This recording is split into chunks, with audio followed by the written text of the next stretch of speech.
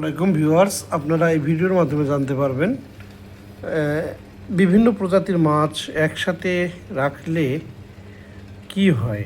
ঠিক আছে, তো আপনারা দেখতে পাচ্ছেন ইতিমধ্যে এই যে মাছটার দিকে খেয়াল করুন, একটু লেজের দিকে দেখুন যে লেজটা কেটে গিয়েছে।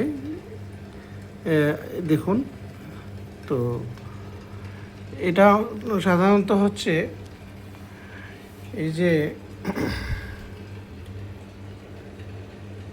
বিভিন্ন প্রজাতির মাছ রয়েছে এখানে। তো এই যে দেখতে পাচ্ছেন কাঁটাগুলো, এক এক মাছের কিন্তু এক এক ধরনের কাঁটা। ঠিক আছে, তো এই কাঁটাগুলো দিয়ে কিন্তু এর লেজটা কেটে গিয়েছে। তো এভাবেই অনেক মাছ মারা যায়, কারণ যখন আপনি বিভিন্ন প্রজাতির মাছ একসাথে রাখবেন তখন ছুটাছুটি করতে গিয়ে এক মাছ আরেক মাছের সাথে অবশ্যই লাগবে।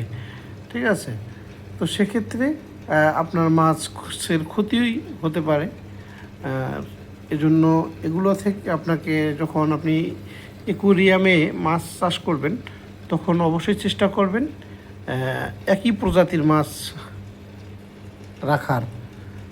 ভিডিওটা ভালো লাগলে শেয়ার করবেন। নতুন নতুন ভিডিও পেতে অবশ্যই চ্যানেলটিকে সাবস্ক্রাইব দিয়ে রাখবেন। ধন্যবাদ।